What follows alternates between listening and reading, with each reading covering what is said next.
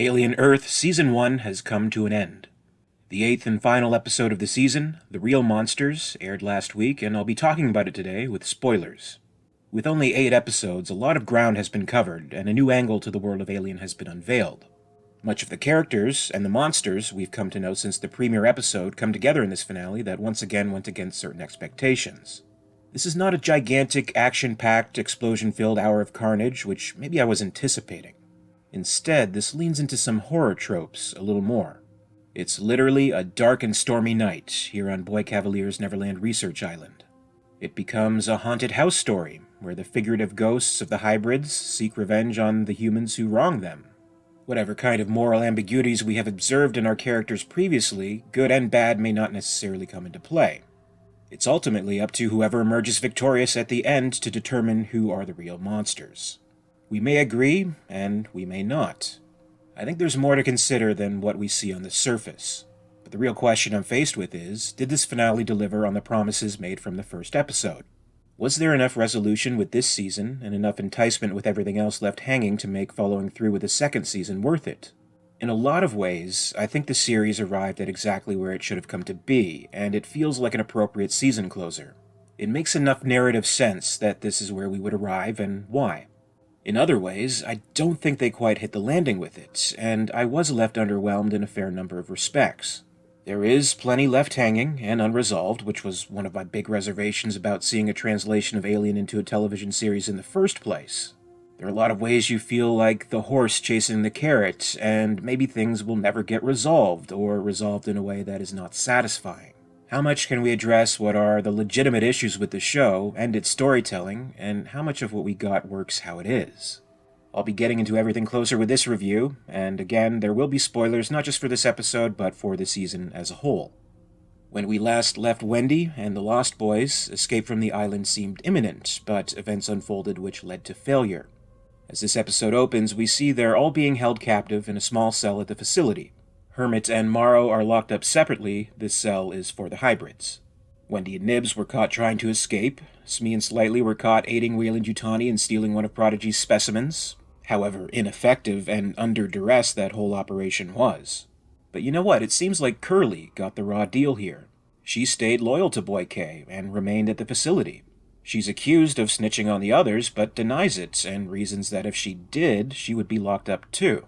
Maybe that's true, maybe it's not, but her punishment is the same regardless. Either way, it doesn't seem like the boy genius has been acting all too rationally under these recent developments. Things are definitely not looking too good at Neverland Island, according to Adam Ines. Comms are down. We think the cyborg cut the underwater trunk line. Yutani is jamming up the satellites. We're cut off. Non-essential personnel have been evacuated. The hybrids are confined in holding cell 1, but it wasn't designed for synthetic beings. I'm not sure how long it will hold if they decide to break out. We have zero containment on the adult xenomorph. Prodigy forces are sweeping the island, but they're running short of men. It keeps killing them. Containment on the other creatures is good for now, but we are understaffed and negative variables are increasing. We see shots of the devastation all over. Dead bodies, empty hallways. The beach, where poor Arthur, who was victim to a chestburster last episode and left for dead, has washed up on the shore. Alone and dead, but not ignored by creatures with a curiosity for his corpse. We also have a scene with his widow, Dame Sylvia, who visits the island's makeshift cemetery bearing flowers. This was something introduced in episode 7, where Wendy, Nibs, and Hermit happened upon these graves during their escape attempt. They're small, modest graves with small, modest gravestones. Each grave has the real name of the children who became hybrids. It's an eerie thing to see, and it leans more into the belief that maybe these children are actually dead. Otherwise, why go to the trouble to build these graves? Then again, maybe it's just Boy Cavalier being crafty, and a small cemetery would warrant a tax break for the island. I don't know. This concept, I guess, is still open to interpretation, as the general idea of whether or not their actual lives continued in new synthetic bodies is something we will continue to talk about. I think it may have been more effective, though, if there had been some kind of lead-up to this cemetery before episode 7. Nothing too big, but say, for example, they could have done a little hint at it in an earlier episode. Maybe some of the hybrids are wandering outside, having fun. They come up to this area and they're restricted from going further. A security officer tells them to move along, something like that, and we're left wondering what could be there. Then I think that would be a good payoff in episode 7 where we see what it is and why it was hidden from them. Wendy, even when seeing her own grave, is confident enough in her own life and her own existence. "It's not us," she says. "We're still here." Who or what she is exactly is something she's still figuring out, but if her supercomputer brain that Cavalier is so proud of provided Wendy with the Descartes philosophy of "I think, therefore I am," then I guess that's enough for her. She doesn't have too much time for an existential crisis. Nibs, on the other hand, continues to struggle. When Wendy tells her they're still here, she replies, "I don't think I am anymore." Hermit says nothing, but it's clear he's struggling with the idea himself. Dame Sylvia in this episode may be coming to terms with it. Maybe she has resigned to the belief that she took part in killing these kids. The flowers placed on the graves are her confession, her admission of guilt. Death and karma appears before her in the form of the xenomorph. It's snarling right behind her and she turns to it. She doesn't back off. She doesn't run away. She just closes her eyes and prepares herself. But she doesn't get off that easily.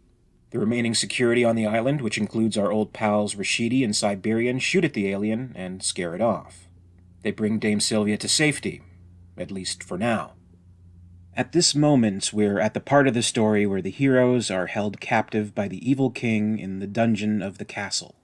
They're beaten at their lowest and need to figure out a way to win the day. Escape, as Ainz hints at, probably would be fairly easy. They may know this, but when it comes to Boy K, it's never really been about the physical strength and ability to smash open locks. This is a battle of wills. This is where they need to strike in order to get the upper hand, and that's what they struggle with. These moments in the episode actually reminded me a little bit of the lead-up to the finale of Alien 3. I don't know, just the prison setting, the positioning of the characters, and, of course, the need for a good pep talk to get everyone motivated when everything seems so dire. Wendy mentions the graves. She addresses them for the first time by their real names. There's herself, Marcy, Rose, Chris, Arush, and Jane. There was also Stephen, who truly is dead and gone now. So much for the promises to live forever. It's Nibs and her talks of ghosts that spark the idea in Wendy. This is something we saw in the previous episode as well. Before joining Wendy and Hermit to escape, she says, "We're all gonna die here, and the bugs will crawl in, and we'll all be ghosts. I don't want to be a ghost." She calls back to that in this episode. They're trying to decipher Boy K's Peter Pan obsession, of how they may not be little kids anymore, but they're not allowed to grow up. Nibs says, "We're all ghosts." Wendy's eyes light up. It may not be a bad idea to be ghosts, to haunt the grounds and instill fear into their captors. Wendy uses her special abilities to manipulate the facility's technology. Security feeds go down, computers flicker and crash, even the internal comms fail. The boy genius's ego won't allow anything like this to affect him, but it does take a toll on Dame Sylvia. Footage of the children plays over and over, unable to be turned off, as if it's her own personal hell. There's one piece of footage in particular. It's Marcy, who puts her faith and trust into Dame Sylvia, asking if they'll be okay. But then it turns angry. "We'll be okay. Won't we? Won't we? Won't we?" I have to wonder if this is actually something she said and was recorded, or if the footage has been manipulated by Wendy for greater effect. If this is something she's able to do, then this is the first time we're seeing it, and there are very serious implications that come with such an incredible ability. An ability that may be put to use elsewhere in other hands, but I guess for a child is ideal for giving your babysitter the heebie-jeebies. Prodigy's security is still making rounds, and with the comms down it becomes a tense and difficult situation, even more so than it's already been. They think they've spotted something, but it turns out to be one of the mold scrubbers. One glorious final appearance for this season. I guess that's considered essential personnel. They're all spooked easily, and it's a pitiful moment when the elevator shuts down, courtesy of the hybrids, and they're tricked into thinking it will self-destruct. For all her tough talk in episode 7, Siberian begins to show some true fear. She's questioning everything and letting the others know how much she hates this situation. There are shades reminiscent of good old Hudson, even repeating the line, "With those things running around?" Rashidi is also visibly shaken. Not that we can blame either of them, but they are a poor substitute for the tough, resourceful Marines we met in James Cameron's film. Amidst all of this, Wendy is still struggling with her feelings of resentment towards her brother for shooting Nibs and ruining their escape plan. We have a flashback to before all of this, back when Wendy was sick and alone and in the hospital. Joe is out there somewhere, serving as a medic in the middle of some kind of civil unrest that exists in this future world where apparently democracy has died and it was decided it would be best for everyone if corporations made all of the decisions instead. We see Joe reading a letter from Marcy against the opus of cross-faded images that this series has become known for. They miss each other, but they're so far away. Marcy is lonely and scared. Joe feels incredibly guilty. We might want to ask, though, where is this memory coming from? Is it through one of the characters' points of view? If so, is it Wendy or Hermit? Or is it both? Are they each remembering this at the exact same time? And if that's so, does Wendy have the ability to lock into Hermit's memories or thrust her own upon him? That could be another possible ability with any number of implications. It's Smee who gives Wendy a little bit of convincing. He says that Hermit is one of them, quite simply. Then he gives her a hug. We can almost ignore Wendy's hypocrisy of being so adamant about escaping with all of the Lost Boys, yet still perfectly willing to leave without even looking for Smee and Slightly. Maybe in this moment it occurs to her that, if not for Hermit and the botched escape, she wouldn't be reunited with them right now. And there is another interesting reunion. We have Hermit and Morrow together in a cell. These two have briefly crossed paths before, in the second episode. Of course, back then, Hermit literally shared 2 words with him before getting shot with a stun gun. Here, they actually have some time for conversation. So much has gone on in the last few days, over the course of 5 episodes between meetings, that they seem like different people to us at this point. In other ways, they remain the same. Hermit is quick to offer any kind of medical aid he can provide. Morrow refuses. He still has a one-track mind when it comes to the company. He has even more hatred built up now. We can see that he was beaten pretty severely, and his cybernetic arm has been locked up to avoid any funny business. Nevertheless, funny business does ensue, and Wendy unlocks their cell. The two make a run for it, going their separate ways, but not before Hermit has to prevent Morrow from beating a guard to death. He may very well be lost in his rage at this point. They're going on very separate paths after their escape. Hermit remains determined to save the others. Morrow tells him, "You better save the children, because I'm going to burn this place to the ground." It's a sad choice of words, considering what we know of what happened to his daughter. Whatever his intentions may be, and whatever he's planning to do, we have a good idea of where he'll be going first. This leads us to what is probably the highlight of the episode for me. It's the Kirsch-Morrow brawl. Ever since their first encounter in Episode 3, it felt like things have been leading up to something like this. I even mentioned in my own review of Episode 6 that if it didn't, I would be bitterly disappointed. I'm happy to report that this scene really delivered on my hopes and expectations. It's a good fight scene. I think there's a good weight behind it when it comes to the characters and their motivations against each other, and it resolves in a way that I think is interesting and quite fitting. What's really on the line here is the question of who is superior, cyborg or synthetic. The physical match seems almost equal, but Morrow does get the upper hand. He's driven by emotions that only a human can possess, and I think provides an additional drive that someone like Kirsch could only really philosophize about. He has plenty of time to think about these things after he's slammed onto a table and nearly broken in half at the waist. The trademark white android blood drizzles down his face. But it's Morrow's strength that ends up working against him. He has the drive of a human, but also the pride of one. He believes he won, and he begins to monologue. This won't be the last of those in this episode, by the way.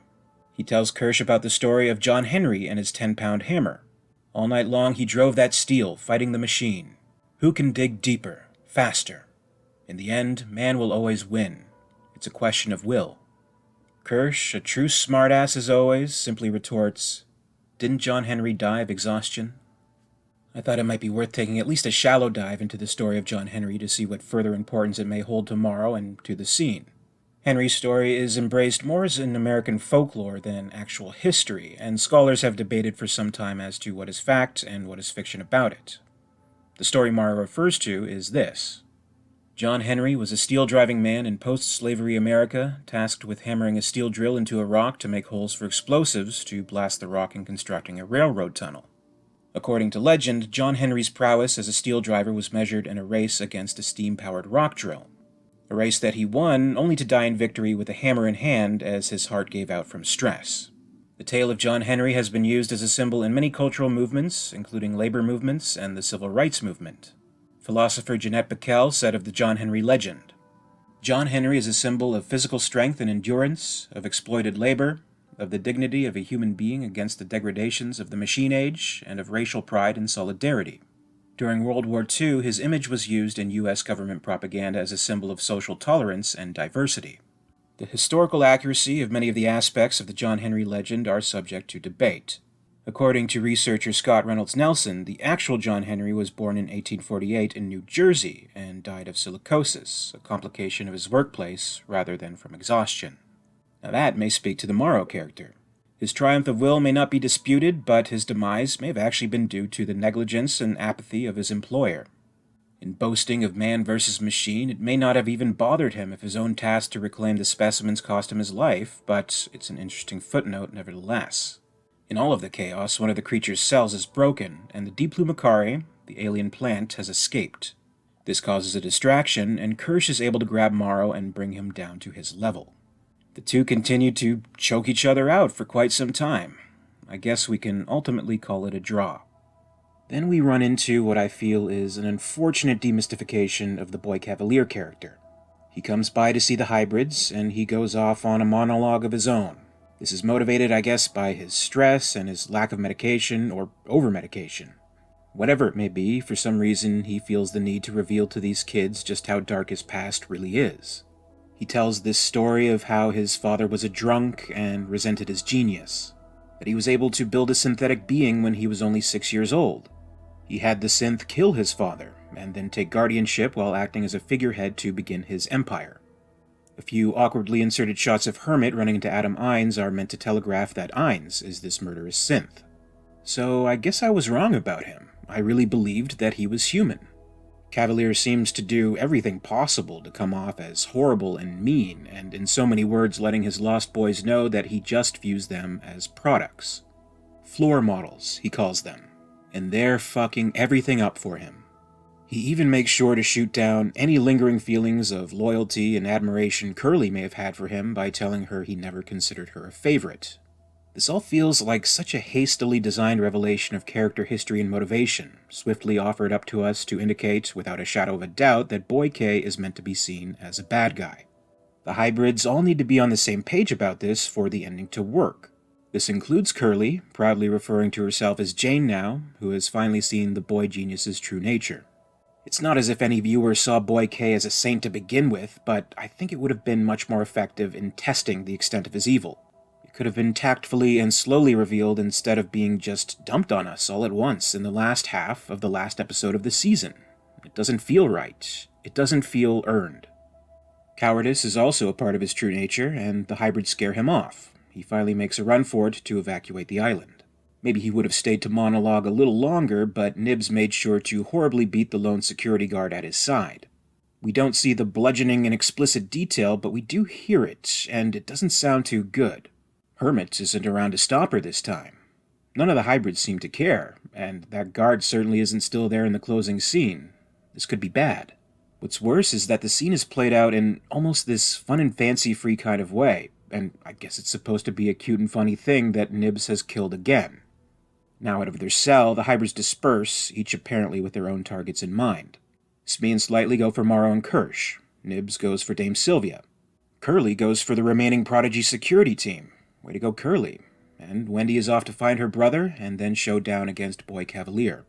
The next scene I like quite a bit. We get more of the T. Celis. Gotta give the people what they want. Adam Ines meets up with Hermit, and what's amusing about this all is that he's so obviously luring him into a trap, and even Hermit knows it. Ines is making promises of this great deal that Cavalier wants to strike that's going to be irresistible and that he'll love it. Hermit just puts on this attitude of, sure, why not? Take me wherever you want to take me, and whatever happens, I'll just deal with it. He takes him to Cavalier's office, and of course, it is a trap. I guess Hermit was the host he had in mind for the image after all. But with the way his mind's been darting around, who can really say for sure? What follows is a wonderfully tense scene, the pure makings of a thriller. Hermit is stuck in this room alone with the parasitic eyeball alien now. It has emerged from the sheep, its host for a long time now, and it's ready for a human. It sets its sights on Hermit, and there's a really good chase, or maybe more accurately, a horrific game of hide and seek. I loved this, I just wish the sequence could have played out even further and played with the tension even more. It could have been played out and still kept its momentum. I would have loved it to be 2 or 3 times longer than it actually is, but unfortunately they do have a lot to fit into this episode. Wendy breaks into the room at the last minute to save her brother from a horrible fate. At the same time, Ainz comes back to put a stop to this, and he begins his own villain monologue. In case it wasn't perfectly clear previously, he reveals that he is, in fact, a synthetic. Programmed for loyalty to Boy K, but not exactly seeing eye to eye with him. He was never really keen on the idea of putting children's minds into synthetic bodies in the first place. I told him it was a waste of technology, Ainz says. Who would make children immortal? An eternity of, are we there yet? Fair enough, but once again I have to question, what is the ultimate purpose of this technology? There is at least the hope that it wouldn't be limited to children, right? They would just be examples of how this technology works, right? Because, again, I would have to think that if it could only work for children, and assumedly only be affordable to the extremely wealthy, then this really wouldn't have that wide of appeal. If anything, it would be the most appealing to someone very old who may be nearing the end of their life and wants to continue on living.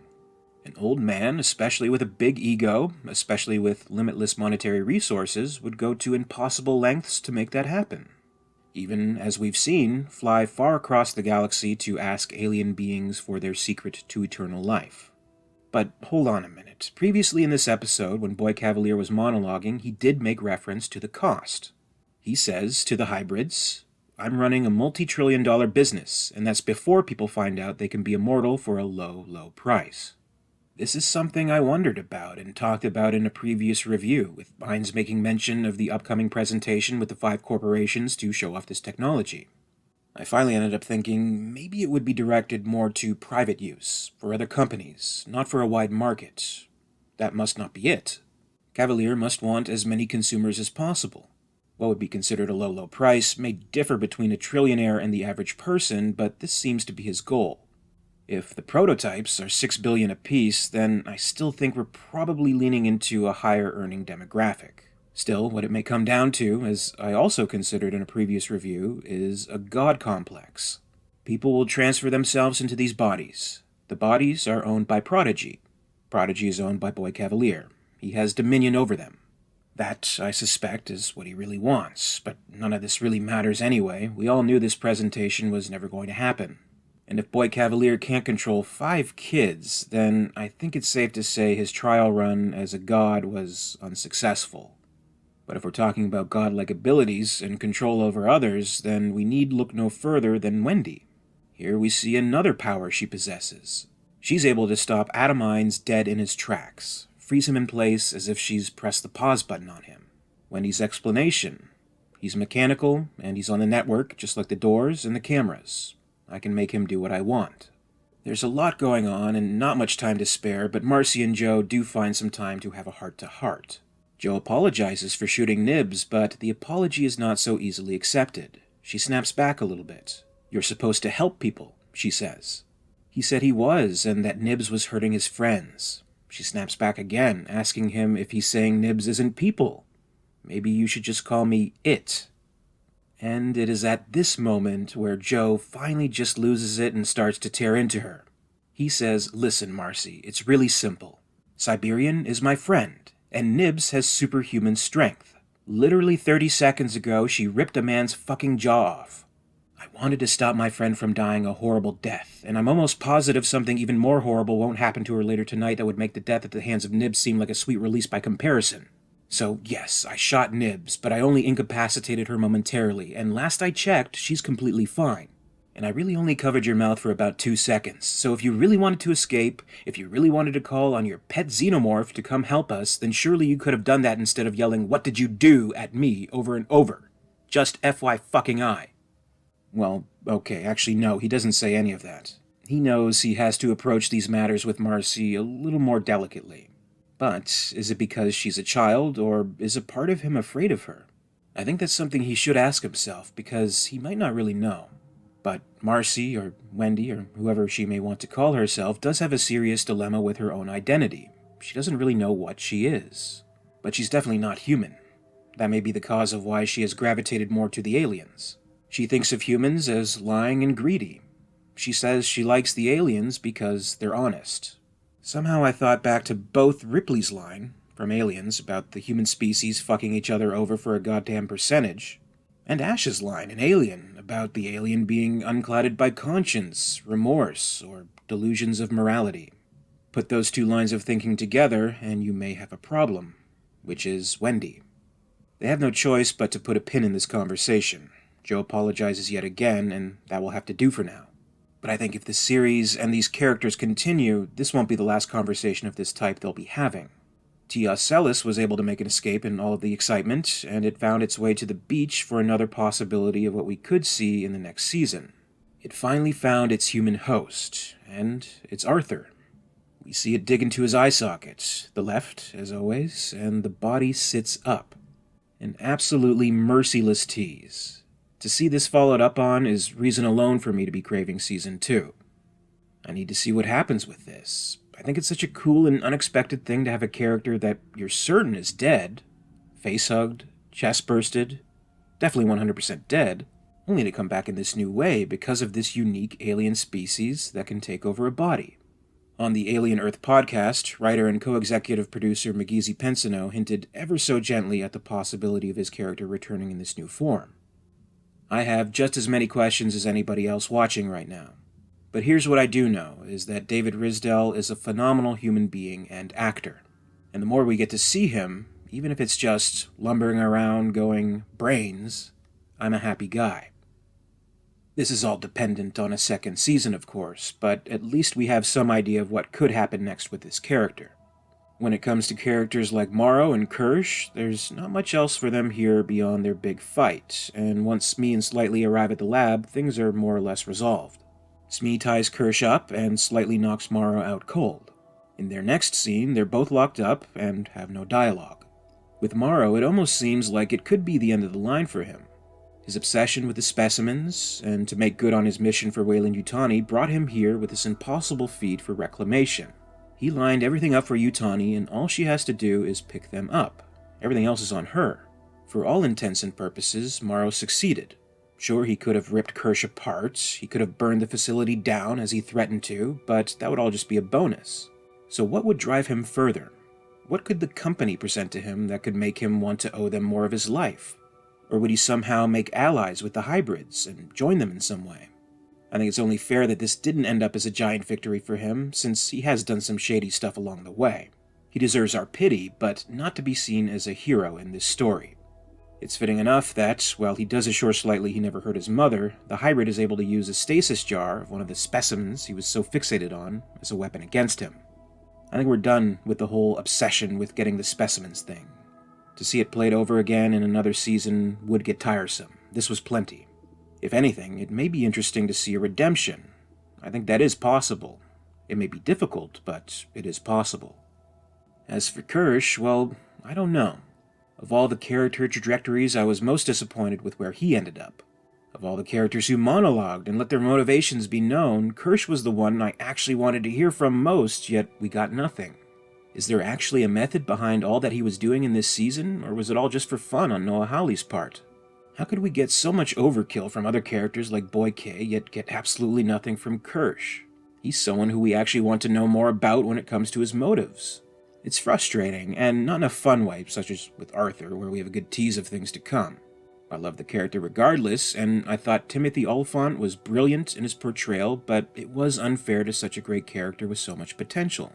You almost want to ask, are you actually going to give us something, or are you just going to keep fucking with us? Let's be fair about this, or I just don't want to play anymore. As for Boy K, I think he meets a well-suited end at this episode's closing, but he does live to see another day. I know a lot of people were actually really gunning for his death, and I heard from a lot of people that they were expecting him to fall victim to the image. I never expected that personally, and I just felt in my gut that if he were going to get it, then it would be from a xenomorph. And it looked like that just may be what would have happened. He's cornered by one, but no. The great leader and xenomorph whisperer Wendy shows some mercy. She calls out to it. It leaps past the boy genius, knocking him down, and instead takes down the armed guards who had just shown up at the same time. Boy K reaches to Hermit to help him up, and is kicked in his stupid face. The next time we see him, he's locked up. Before wrapping things up, we have one more scene with Siberian, Rashidi, and the remaining members of Prodigy's security team. They cautiously enter Kirsch's lab, and of course Rashidi utters the line, "Stay frosty." It was probably going to happen eventually, but to the show's credit overall, it hasn't been a huge offender with the repeating lines from the movies. Siberian feels the need to open up a contained area where the first xenomorph, Bear, has been for several episodes now. He's still dead and simmering, and we can only imagine the smell. Siberian backs off, but behind her is the D. Plumacari, also known as the Orchid. Some slime drips down on her, she looks up and realizes that she is screwed. And she made it so close to the end of the season, too. It's really unfortunate. The plant creature snatches her up, almost swallowing her whole, save for the dangling feet and still active trigger finger. Rashidi wants to take a shot, but he hesitates. It's clear enough, though, that it's already too late. That's when he turns around and is knocked out by Curly. A very abrupt end to a very rushed scene in the first place. This should have been a standout moment in the season. This should have been the big payoff to all the anticipation that was leading up to the Orchid. Throughout the season, we got plenty of the image, which stole the show, and the other creatures, such as the ticks and the flies, had their standout moments too. Nothing all that much happened with the killer plants, and when they hold off on something like that, the natural expectation is that they must be saving something good. Sadly, that's not the case here. Instead, this is a case of too little, too late. I was extremely disappointed with the end result of this build-up. I'm convinced by now, due to the budget of the show, that the larger the creature, the less we'll see of it because of the need for special effects. And for what it's worth, I really liked the Siberian character. I even thought she might have a bigger role in Season 2, if given the opportunity, but instead that potential, and the potential of a great and memorable death, is wasted here. And I'm not even really sure what happens with Rashidi. He's not in that cage in the next scene.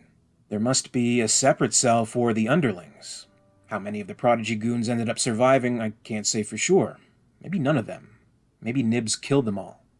More potential victims are on the way, as we see Weyland-Yutani's jets arriving at the island. It looks like a good amount, too, so whatever happens there may have to wait for the next season. As we arrive at the final scene, we have the enemies of the hybrids locked away in the cell once occupied by Hermit and Morrow. Boy Cavalier is tied up against the bars of the cell, arms stretched out as if he's being crucified. Kirsch is there, slumped over and useless. Adam Hines is there. So is Morrow, who is chained up and his cybernetic arm is once again locked away. Then there's the widow, Dame Sylvia. This may not seem quite right. If this ending is an inversion of sorts of the beginning with the hybrids in the cell, then she would be in a similar situation as Curly. The crimes are less severe, if any crimes were committed at all, but the punishment remains the same as everyone else in there. She even calls out to Wendy and pleads with her. "Whatever I did, I'm sorry," she says. Wendy's reply is harsh. "No, you're not. You think you're a good person who did good things. All you did is put 6 children in the ground." She may have to consider this. After all, who were those flowers for? I'd say I have mixed feelings about her ending up in the cell at the end of all this, but overall I think Dame Sylvia was a well-handled character. In her case, the shades of good and bad were slowly and effectively revealed to us throughout the course of this entire season. We're allowed to take stock of her actions and make our own determinations. At first, she does seem like a good character that we can look to for the light of things. We do initially see her as someone who does want to do good things. She's nurturing, she's gentle, she loves these kids. But then you have something coming about, as with episode 4, where she outright refuses to hear her husband out about very valid concerns he has about the whole situation. In episode 6, she decides to take the side of the company over her husband and goes ahead with wiping Nibs' memory. This was probably the key choice she made, that she couldn't come back from. And these aren't necessarily outwardly evil things, like knowingly and intentionally causing harm. In fact, her intentions are still good. But we know where the path of good intentions leads us. Her character is a good example of an attainable, digestible, everyday type of evil where we can sense deep down we're doing the wrong thing, but we may rationalize it. We may convince ourselves, and we, in our own small ways, allow evil to triumph. As shown from the very beginning, with her pep talks and encouragement to Wendy about her place in the world, Dame Sylvia is meant to represent humanity, and humanity is flawed. By the end, Wendy above all is especially firm in this belief, and she thinks she's figured out Boy Cavalier and his whole game, as she tells him, "You're not Peter Pan. He was a boy who never grew up, but you You were never a boy. You've always been a man. A mean, angry little man who decided to hate everybody, just like your daddy. The suggestion here is that even though Boy K so badly wants to see himself as a Peter Pan type, all the while he has been much more of a Captain Hook. It might throw some of those theories of Morrow meant to represent Hook out the window, but the parallels have always been a little shaky. All the hybrids gather up in front of the cell. Hermit is there too, hanging out in the background.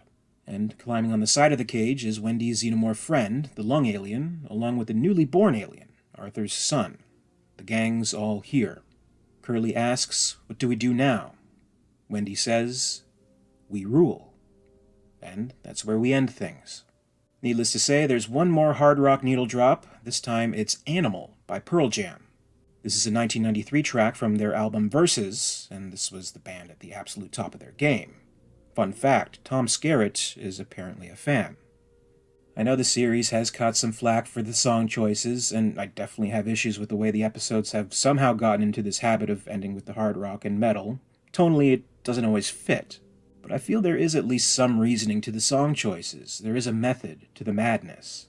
If you look at the lyrics of this one specifically, you'll see how they fit. 1, 2, 3, 4, 5 against 1. We have the 5 hybrids against Boy Cavalier. Torture from you to me, abducted from the street. They were taken away and brought to this island.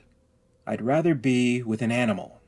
Wendy's mindset of preferring the aliens over humans. So there's something to that, at least, if you want to look at it that way. But is this a good ending for the season? Is it a satisfying finale? Somewhat. I can't say it was wholly satisfying. I didn't leave it with this fist-bumping attitude, didn't feel they'd totally nailed it, wasn't blown away. And a lot of the really great shows do have the ability to do that. They leave you feeling both satisfied with everything that's been presented and also feeling like, holy shit, I can't wait to see more. And that is a difficult chord to strike. I'm at least glad things didn't end on a huge cliffhanger where you feel like a part of the story has purposely been withheld and nothing has actually been resolved. I think there's just enough resolution here, and just enough of the little teases that make you want to see more. Going into the series, I did wonder about how the reaction would be for different types of audiences. You'll have the die-hard Alien fans at least checking it out. Maybe some fell off and didn't decide to follow it, others maybe kept with it, hoping to warm to it, and there were definitely those who would hate-watch it. But that whole category is just going to be notoriously hard on the show and intensely critical of it, no matter what. There's no getting around it. Everything's going to be put under a microscope and questioned, and we'll have to ask ourselves, is this a suitable representation of Alien? When you have Alien and Aliens, 2 of the greatest films ever made to live up to, obviously standards are going to be high. And I don't think that's at all unreasonable. Our standards should be high. As a huge fan of the Alien franchise, I'm not going to instantly and indiscriminately love something just because it carries the Alien brand, though I have often been accused of doing just that. But then you have a more general kind of audience. Maybe they're not too familiar with Alien, but know the basic things, and they really just want to check out this majorly hyped, heavily advertised new show. Or they just want to check out something new and different on their Hulu, Disney Plus subscription, or whatever might be airing on FX. They're just going to watch it and either enjoy it for what it is or not, but probably not overanalyze it too much. And maybe to that kind of audience, this ending will seem straightforward enough. The good guys win. The bad guys are locked up. The attitude the show presents itself with really wants us to get that impression, but it almost feels like a misdirect. From the very first moments of the series, we are told of these 3 guises of immortality. The cyborgs, the synths, and the hybrids. The opening text declares that which technology prevails will determine what corporation rules the universe. The finale makes good on the promises of this concept, but with a twist. It's not the corporation that prevails, it's the technology. What's worrisome about this apparently prevailing technology is that its leader, Wendy, does not hold humanity in high regard, to put it mildly. We can also see that the other hybrids don't value human life too seriously. The alien and Nibs can tear humans apart and they won't give it a second thought. Unless you happen to be lucky enough to be related to them or friends with them, like Hermit is, then it's almost as if you're a bug. No tears would be shed if you're stepped on. This is actually a pretty ominous ending when you really consider it, and where things could be going. We can see the concern in the eyes of the remaining humans in the final scene. Hermit and Dame Sylvia at least. Boy Cavalier may be a little different. Sydney Chandler had a guest appearance on the season finale of the Alien Earth podcast, and she had some interesting insight into these final moments. Here's what she said. With Wendy, I think one of her strongest suits is her black and white thinking and her ability to follow her gut. And I also think that when we get to the end, that could be potentially a massive weakness or danger. Take, for example, her brother. He's fallen into the gray area because he shot one of her own, but she loves him. And so when Boy K laughs, it almost feels to me like he's intrigued by how dangerous this scenario can now be. And you give power to an immortal child with an alien. I mean, who knows what can happen? If the show does continue, you could see things getting a lot more serious with Wendy as she realizes just how far her powers may go and what she decides to do with them. I'm intrigued by that possibility. At the same time, though, if the series were not to continue and this is all we get, then in a way we get the surface level ending of good guys win, bad guys lose, and I think that was a calculated move. At the time of writing this, I have no idea if we'll be getting a season 2, and I'll be damned if I have to go back and edit this if any news drops during the course of well over a week in putting this video review together. Noah Hawley at least seems pretty confident that this will happen. Shortly after the finale aired, he spoke to Polygon and had this to say. I'm pretty confident, given the show's success, that we'll get to make more. With Screen Rant, he went into some further detail about what the situation could be and set up expectations that may be a little more realistic. We're talking about the future of the show, and FX does their homework. They really make sure that they understand what the viewership numbers are. And on some level, it's where you end more than where you started that tells you what the appetite for a Season 2 is. So, we've got our last episode next week, and I've been doing my part creatively and really thinking about where I could take the show going forward. Certainly, I don't want the show to be off the air for any longer than it absolutely has to be. So there's some urgency to get us going as quickly as possible. But ultimately, this is a Disney decision, so I'm excited to see what they do. There's so many great hard rock songs left to play. Just a quick note, the interview was conducted a week before the episode's airing, as Hawley alludes to, but it was published the day after. And about that hard rock song comment, sure, he's being playful, but you just know he's being dead serious, too. I suspect there has been, and continues to be, a lot of dissecting going on to determine if the powers that be want to move forward with a second season. If enough advertising is put into the premiere, then it is a safe bet that people will be interested enough to tune in, and the numbers will be good. The initial ratings, and all those first reviews, were very good. But with Hollywood, memory only seems to work in the short term, and there's always this attitude of, well, what have you done for me lately?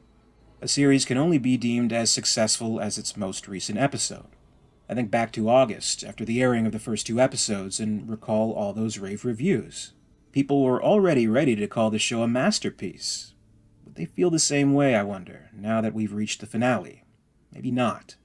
I certainly don't have a need to rave about this finale, though I won't completely dump on it either. Maybe some people want me to, or expect me to, but I just don't feel that way.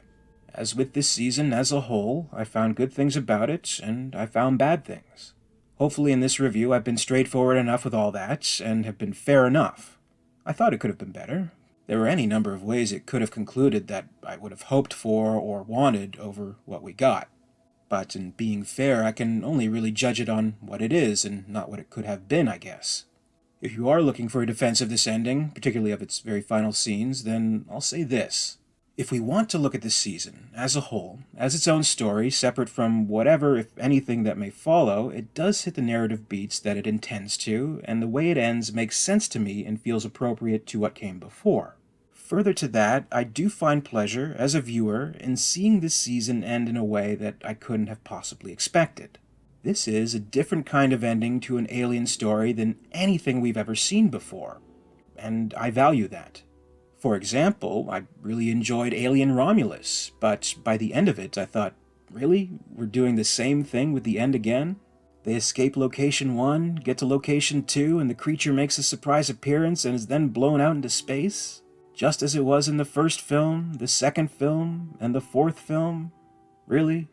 So, Alien Earth may be sloppy in some respects, but I wouldn't accuse it of being slavish to a formula. My biggest problem with this season finale isn't so much where we ended up, it's that it felt incredibly rushed in getting there. All the ground covered in this episode should have been explored over the course of 2 episodes, or at the very least within a special 90-minute finale. More than any other episode in this season, this one feels the most fragmented. We get these incomplete sketches and ideas of scenes rather than actual scenes. This is especially true when it comes to just about everything we see with Prodigy's security. I think the intention was to insert as much action as they possibly could in an episode that didn't have it wall-to-wall.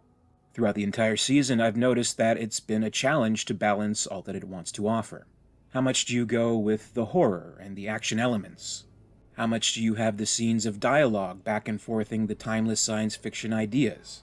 How much do you tap into the drama of the characters? I would say that for the most part they did a really good job in finding that balance, just not with these last 2 episodes. With just 8 episodes over the course of a few weeks, it's been a roller coaster ride of emotions for me. I was gung-ho when it came to the premiere and the airing of the first 2 episodes. I was delighted, I was really into it.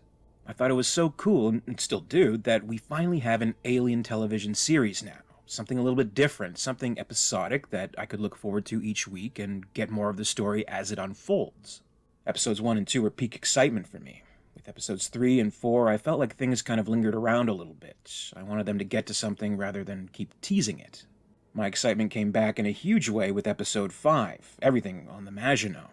It was a well-timed and well-placed change of pace and of location, and offered up answers to the mystery of the doomed vessel, all while acting as a tribute to the original 1979 film.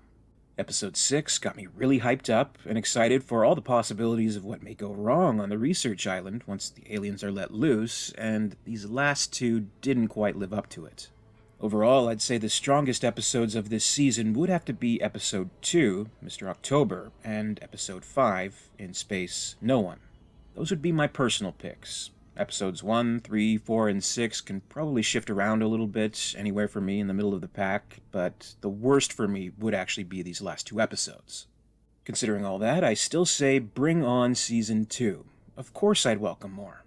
Thinking on this season and assessing my own feelings about it, I'd say I have become really invested in these characters that Noah Hawley has created. They're unique, they're diverse. I think there are a lot of intriguing possibilities still in who may cross paths and share scenes in future episodes. We could get some interesting pairings. What would a conversation between Morrow and Wendy look like? That would be worth exploring. I'd like to see that.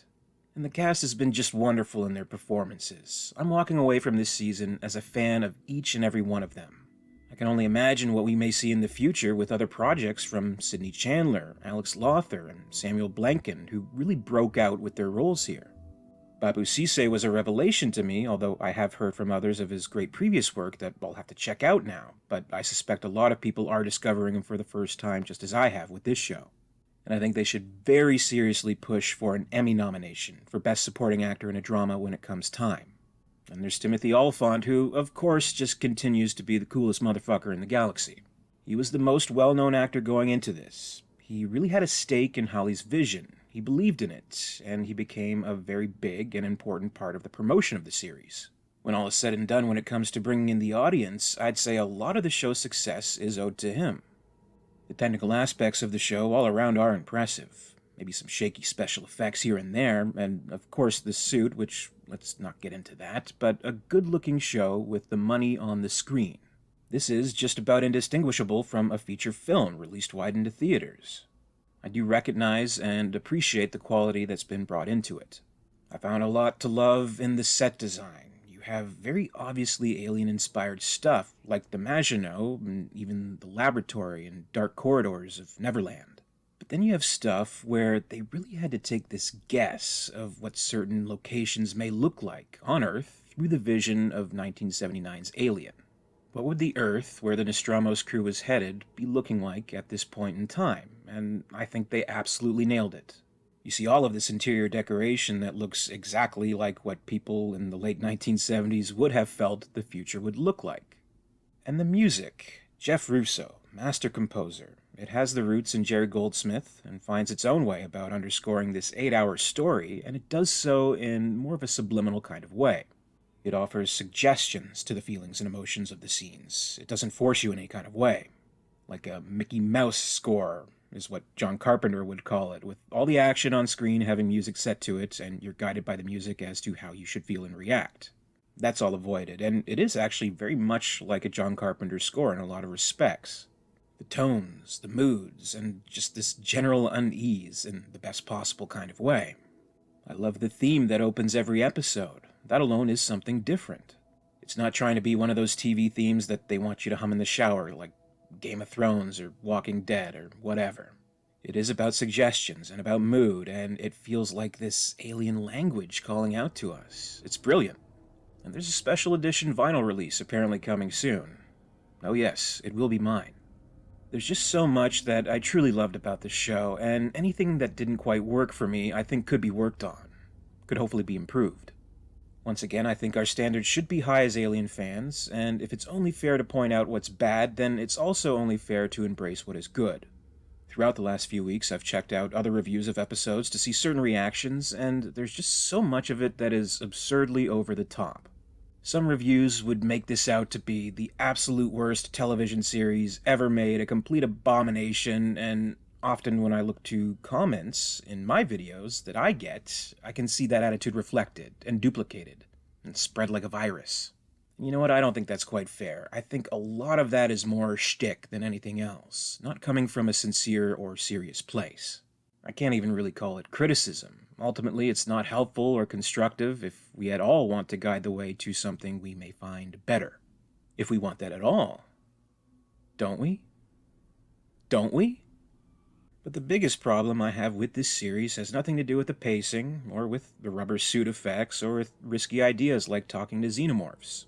It is, and always has been, since I very first heard about the show, its place in the timeline. Now that we are good and done with Season 1, I really have to ask, why on earth does this need to be a prequel? If anything, having it set before Alien severely limits all of its potential and restricts a great number of concepts unless they want to really mess up the continuity. There's no way the aliens can spread out and overtake the Earth like we may want to see or expect from the show, because the events of Aliens tells us no one on Earth has even heard of these things a good 6 decades after the events of this show. It wouldn't make sense. It's time to come to terms with the fact that we do have a serious timeline problem that needs to be addressed sooner or later. Not just with this show, but with the entire franchise. You realize now that if we include Alien Romulus as a story set between the first 2 movies, and even include the 2 AVP movies, we actually have more prequels to Alien than we actually have sequels. Now that's starting to get strange. It's starting to get messy. Alien Earth could guide the way to better ways, but it could also contribute to more of the mess. If we want to go ahead with a Season 2, then I really don't want another case of an isolated location where the aliens don't get out into the world. Sooner or later, the show will have to make good on certain expectations. I do believe there could be solutions to all that, any number of workarounds. But I think before this video becomes unbearably longer than it already is, then maybe that's a topic for another day. Thoughts and ideas on where Season 2 may go, if we do in fact get a Season 2, so keep an eye out for that. To wrap things up, my overall impression of Alien Earth is ultimately a positive one.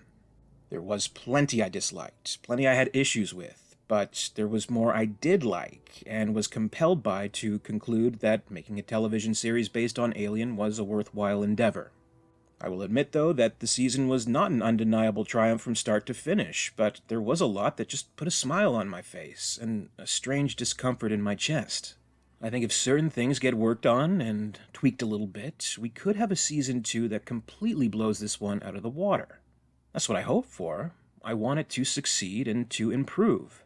If we have an Alien TV series, then it should be the best damn Alien TV series it could possibly be. That's what I'm rooting for. I'm such a big fan and so protective of Alien that I crave to see it explored more and in new forms, but I'm always cautious about it.